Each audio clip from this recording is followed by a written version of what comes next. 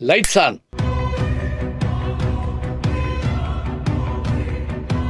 வணக்கம்.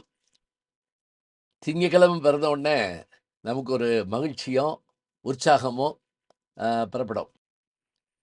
எனக்கு ஒரு சந்தோஷம் என்ன அப்படின்னா, அமெரிக்காவுக்கு போயிட்டு ஒரு 15 நாள் சுற்றுப்பயணம். 5 மாநிலங்கள்ல பேசுறதுக்கான வாய்ப்பு கிடைத்தது தமிழ் சங்கல்ல. ஒவ்வொரு முறை பயணப்படுறப்ப, அந்த உலகம் நமக்கு காட்டுற விஷயங்கள பார்த்து வியப்படைகிறேன் நானு. மனம் உற்சாகமா இருக்குது. இந்த உற்சாகத்தோட ஒரு செய்திய சொல்றப்ப நல்லாருக்கும். எலான் மஸ்க் செவ்வாய் கிரகத்துக்கு போறதுக்கான வேலை பார்த்துக்கிட்டு இருக்காரு. அமெரிக்கால நான் பயணப்பட்ட கார் எல்லாமே பெரும்பாலும் டெஸ்லா தான். ஏறி உட்கார்ந்து அது பாட்டுக்கு கூட்டு போயிட்டே இருக்கு. நெறைய மாற்றங்கள பார்க்குறோம். இந்த மாற்றங்களோட நாம நமக்கான சக்தியை, வலிமையை எப்படி தேர்ந்தெடுக்கிறது? அதுக்கு எங்கேருந்து எடுக்கலாம்? வரலாறுகள் எடுக்கலாம். நல்ல கவிதைகள் எடுக்கலாம். அருமையான பாடல் நமக்கு ஒரு விஷயத்த குடுக்கலாம். வரலாறுகள் நமக்கு சொல்ற செய்திகள் ஆச்சரியத்த மூட்டலாம். புராணங்களிலும் சில சமயங்கள்ல அதுல வரக்கூடிய கதாநாயகர்களுடைய அந்த ஆற்றல், அது நம்மள வியக்க வைக்கலாம். வெறும் படிச்சுட்டு விடுறதுக்காக இல்லங்க. அந்த மாதிரியான ஆற்றலை நாமும் பெற வேண்டும் என்பதுதான் மனித சக்தியினுடைய முயற்சி. சான்றாக பக்திக்கு என்ன வயது வேணும்? இப்ப நம்ம சொல்றோம். அது என்னங்க பக்தின்னா ஒரு 40, 45 வயசுக்கு மேல ஏதோ கிருஷ்ணா ராமான்னு ராமேஸ்வரம், காசின்னு போயிட்டு வர வேண்டியது தான். அப்படி சொல்றோம். ஆனா, எனக்கு என்னமோ தோணுது, பக்திக்கு வயது இல்லையோன்னு தோணுது. எப்படி? திருஞான சம்பந்தர் தன்னுடைய 3 வயதுல அ அம்பிகையினுடைய அந்த அருளால் அவர் நலம் பெற்றார், வளம் பெற்றார்ன்னு பார்க்கிறோம். அதுபோல மார்க்கண்டேயன் தன்னுடைய 16வது வயதுல மரணம்னு தெரிஞ்ச பிறகு கூட சிவனை தொழுததால் யமனை வென்றான். சிவனால் யமனை வென்றவன் யார் என்று கேட்டால் மார்க்கண்டேயன். அடுத்து ஒருத்தர பார்க்க போறோங்க. சிறு வயது தான். பிறந்த இடமோ அரண்மனை. தந்தையோ மூவுலகற்றையும் ஆளுகின்ற பெரிய மன்னன். சாகா வரம் பெற்றவன். அப்படிப்பட்ட பார்க்கிறோம். ஆனால் அந்த குழந்தை பட்ட பாடு இருக்கு பாருங்க. அந்த குழந்தையினுடைய வைராக்கியமும், வீரமும் தான் நம்மள அந்த நெஞ்சுறுதியும் தான் நம்மள வியக்க வைக்குது. அது யார் அந்த குழந்தை? அந்த வயசுல அப்படியான ஞானம் வருமா? வந்ததுங்க. கருவிலே திருவுடையவனவன். அவன்தான் இரணியகசிபு என்கின்ற அந்த மன்னனுக்கும், அசுரகுல மன்னனுக்கும், கயாது என்கின்ற அந்த இளவரசிக்கும் இடையே பிறந்தவனாகிய பிரகலாதன்.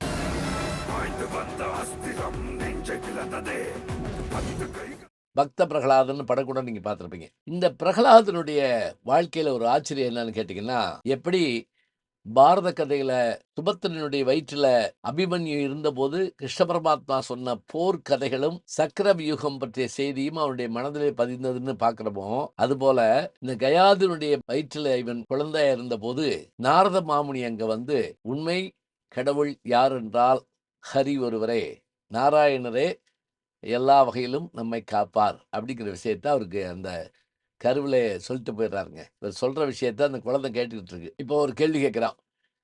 ஏங்க, இந்த காலத்துல இதெல்லாம் நம்ப முடியுமா? கருவுல இருக்க குழந்தைக்கு இதெல்லாம் தெரியுமா? நமக்கு தெரியாதுங்க. அதுக்கு தெரியுமா இல்லையான்னு.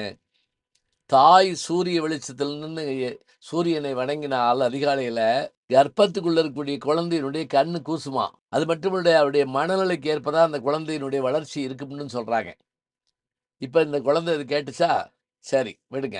அப்புறம் அதுக்கு மேல வேற ஒண்ணும் சொல்ல வேண்டாம். இப்ப குழந்தை பிறந்துருச்சு. பிரகலாதன்னு பேர் சூட்டுனாங்க.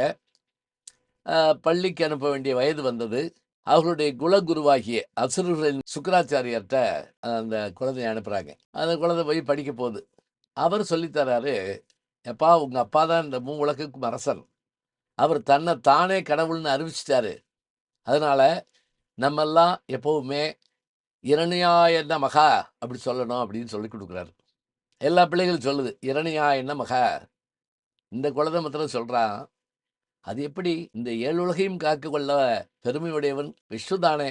மகாவிஷ்ணு தானே! நாராயணன் தானே! நாராயணனம் நமக என்று சொல்ல வேண்டும்ங்கிறான்." இந்த பையன் தன்னை கெடுத்ததும் இல்லாம என்னையும் கெடுத்துருவான் போல் இருக்கு. என்ன செய்யறதுன்னு சொல்லி சொல்லி பார்த்தார், கேட்கல. நேரா தந்தைட்ட, "இரணியகசிப்பு, உன் மகனுடைய செயல் சரியில்லை. குழந்தைக்கு வயசு என்ன? 5 வயசுக்குள்ள இருக்கும். நான் ஒண்ணு சொல்லிக் குடுத்தான், அவன் ஒண்ணு சொல்றான். அப்படி என்ன சொன்னான் அவன்? என் குழந்தை நல்லவன் ஆயிற்றே! அப்பா சொன்னாரு. என்ன சொல்றான்னு கேளு. சொல்லப்பா, என்ன நீ கற்றுக்கொண்டாய்?" அவர் கற்றுத்தரவில்லை. ஆனால் நான் தெரிந்து கொண்டேன். இந்த 7 உலகத்தையும் காக்கின்ற வல்லமை உடையவன் நாராயணனாகிய கடவுள்தான். என்ன? நம் குல எதிரியாகிய அந்த நாராயணனுடைய பெயரையா உச்சரிக்கிறாய்? இந்த நிமிடத்திலே உன் நாக்கை அறுத்திருப்பேன், உன் தலையை துண்டித்திருப்பேன். ஆனால் நீ சிறுவன், உனக்கு நினைவில்லையா? உன்னுடைய சிற்றப்பனாகிய இரண்யாட்சனை கொன்றவன் அந்த நாராயணன் தான். நம்முடைய குலத்தை அழிக்க வல்லவன். அவனையா நீ வணங்குகிறாய்? சொல்லாதே. போ, நன்றாக படி. இல்லையப்பா, நான் சொல்வதை கேளுங்கள். என்னையே எதிர்த்து பேசுகிறாயா? தாயை பார்த்து என்ன சொல்கிறான் இவன்? தாயும் சொல்லி பார்த்தாள். இல்லை அம்மா, நாராயணனே கடவுள். அப்படியா? எங்கே உன்னுடைய நாராயணன் உன்னை எப்படி காக்கிறான்னு பார்க்கலாம். இவனை மலை மீது இருந்து உருட்டி விடுங்கள். பெத்த பிள்ளைன்னு பார்க்கலங்க. அந்த பிள்ளைக்கு கவலைப்படலை. நான் நம்பும் நாராயணன் என்னை காப்பாற்றுவான். மலையிலிருந்து கீழே விழுந்தான், குழந்தையை காப்பாற்றியாச்சு. அப்படியா? அந்த மாயாவி உன்னை காப்பாற்றனா? கடும் விஷத்தை கொடுங்கள். கொடுத்தாங்க. அந்த விஷம் உள்ளே போன போது அவன் நாராயண நாமத்தை சொன்னான். அந்த விஷம் அவனை ஒன்றும் செய்யவில்லை, தீண்டவில்லை. அடுத்து கொடிய நாகங்களை கொண்டு வந்து கொத்த விட்டார்கள். பாம்பு படுக்கையில் இருக்கின்ற அந்த அரங்கன், அவன் படுத்திருக்கக்கூடிய அந்த பாம்பு படுக்கை, அதில் இருக்கின்ற சிறு நாகங்கள், அவை என்ன செய்யும்? அவனுக்கு ஒன்றும் ஆகவில்லை. என்ன செய்தும் இந்த பிள்ளையை திருத்த முடியவில்லை. முடிவாக ஒன்று யோசித்தான். தன்னுடைய சகோதரி கோலிகா அவ பேர்.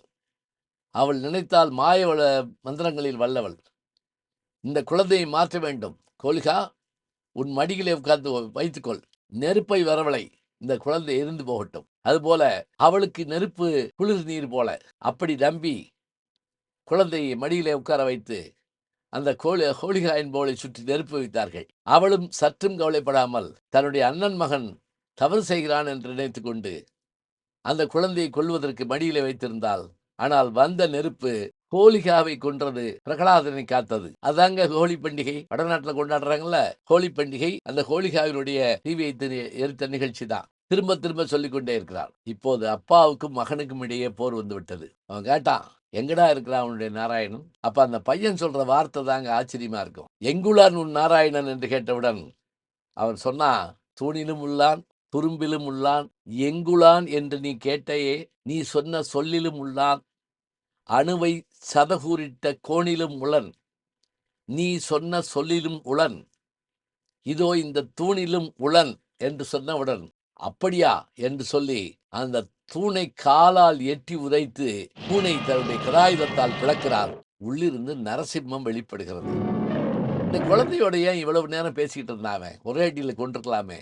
ஏன்னா அவன் வாங்கின வரம் அப்படி. பிரம்மாட்ட கேட்டான், எனக்கு மரணம் இல்லாத வாழ்வு கொடுனா. பிரம்மா சொன்னார், அப்படி தர முடியாது அப்படின்னார். என்னை தேவர்கள் அழிக்கக்கூடாது, சரி. அசுரர்கள் அழிக்கக்கூடாது, சரி. நான் வீட்டுக்குள்ளேயும் சாகக்கூடாது, வெளியேயும் சாகக்கூடாது, அதுவும் சரிதான். இரவிலும் சாகக்கூடாது, பகலிலும் சாகக்கூடாது, அதுவும் சரி. ஆயுதத்தால் சாகக்கூடாது, கடும் விஷத்தால் சாகக்கூடாது. இவை எல்லாவற்றுக்கும் ஏற்ப இரவும் இல்லாமல் பகலும் இல்லாமல் அந்தி நேரம் மாலை வரும் வரை 2 பேருக்கு வாதாட்டம் நடக்குது. வீட்டுக்குள்ளேயும் இல்லாமல் வெளியிலும் இல்லாமல் நிலைப்படியில், தரையிலும் இல்லாமல் ஆகாயத்திலும் இல்லாமல் மடியில் வைத்துக் கொண்டு, மனிதனும் இல்லாமல் விலங்கும் இல்லாமல். ஏன்னா அவன் கேட்டிருந்தான், என்னை மனுஷனும் கொல்லக்கூடாது, விலங்கும் கொல்லக்கூடாதுன்னு. ரெண்டும் இல்லாத ஒரு அவசாரம். கடவுள் பாதி மிருகம் பாதிங்கிற மாதிரி உள்ள தோன்றினார். அப்படியே தோன்றி கை நகங்களால் உகிர் அப்படி அப்படி தோண்டி எடுத்த மாதிரி அப்படியே அவனை கொள்றார். கொன்று அவருடைய ரத்தத்தை குடிக்கிறார். இப்ப பாருங்க, செயல் நடந்து முடிச்ச பிறகு அவருடைய அந்த கோபத்தை தணிக்க யார் யாரோ முயன்றார்கள். சிவனும் பிரம்மாவும் லட்சுமி தேவியும் முயன்றார்கள், முடியவில்லை. மீண்டும் இந்த பாலகனையே கொண்டு வந்து விட்டார்கள். அந்த பாலகன் வணங்கிய போது அந்த நரசிம்மம் அமைதி அடைந்தது. இந்த 6 வயது குழந்தையினுடைய மன உறுதியை எடுத்துக்கொள்ளுங்கள். 6 வயதுக்குள்ளதான் இருக்கிற அந்த குழந்தைக்கு தன்னை காக்க ஒரு தெய்வம் இருக்கிறது என்று அந்த குழந்தை நம்பியது. அதுபோல நம்முடைய மனதிலே எந்த தெய்வமாக இருந்தாலும், யார் வணங்குகிற தெய்வமாக இருந்தாலும், இதிலே மதம் இல்லை, ஜாதி இல்லை, இனம் இல்லை. என்ன நினைக்கிறோமோ இந்த செயல்பாட்டை உன்னால் முடிக்க முடியும், நான் முடிப்பதற்கு நீ துணை நிற்க வேண்டும் என்று வேண்டிக் கொண்டால் போதும். இந்த நம்பிக்கையும் இந்த உறுதியும் தான் அந்த குழந்தையை காப்பாற்றியது. அவரே பிற்காலத்தில் எம்பெருமானுடைய அருளை பெற்ற அந்த அரசர்குல மன்னனாகிறான். அவருடைய வம்சம் தலைக்கின்றது. தந்தைக்கும் அருள் செய்ய வேண்டும் என்று கேட்டுக்கொண்டான். இன்னும் அருமையாக சொல்வதாக இருந்தால், இன்றைக்கும் பிரகலாதனுடைய புகழ் தமிழகமெங்கும் வடநாடெங்கும் சொல்லப்படுகின்றது. நம்முடைய ராகவேந்திரர் என்கின்ற 17ஆம் நூற்றாண்டில் வாழ்ந்த அவர் பக்த பிரகலாதனுடைய வடிவமாகவே வழிபடப்படுகிறார் என்பதை அறிகின்றோம். இவ்வளவு ஏங்க, அவ்வளோ பெரிய பிரிட்டிஷ் சாம்ராஜ்யத்தை எதிர்ப்பதற்கு எனக்கு துப்பாக்கி வேண்டாம், பீரங்கி வேண்டாம், நான் அணிந்திருக்கிற ஈரங்கி போதும் என்று காந்தியடிகள் ஆயுதம் எடுக்காத அகிம்சையை ஏற்றுக்கொண்டார் என்றால், அந்த அகிம்சையை அவர் எங்கிருந்து பெற்றார்?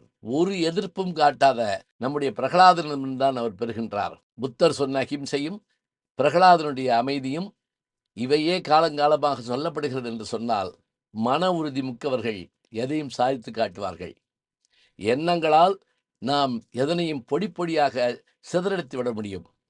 இந்த வலிமையான எண்ணங்கள் மூலமாக நீங்கள் சாதித்து காட்டுங்கள். நான் பலமுறை சொல்லியிருக்கிறேன், காகிதத்தை சூரிய வெப்பத்திலே காட்டினால் அது நெருப்பு பிடிக்காது. ஆனால் ஒரு கையிலே ஒரு குவிலன்ஸோ அல்லது குழியாடியோ வைத்துக்கொண்டு நாம் அதை அப்படியே மேலே தூக்கி கொண்டு வருகிற போது ஒரு புள்ளியில் அந்த காகிதத்தில் நெருப்பு பற்றுவதைப் போல எண்ணங்களை ஒருங்கிணைத்தால் எதையும் சாதித்து காட்டலாம். சான்றாக பிரகலாதனுடைய கதை. 6 வயதில் முடியுமா? முடியும். ஞானசம்பந்தருடைய கதை. அதற்கு பின்னால் முடியுமா? முடியும். மார்க்கண்டருடைய கதை என்று நாம் இவற்றையெல்லாம் உள்வாங்கிக் கொள்வோம், சாதித்து காட்டுவோம்.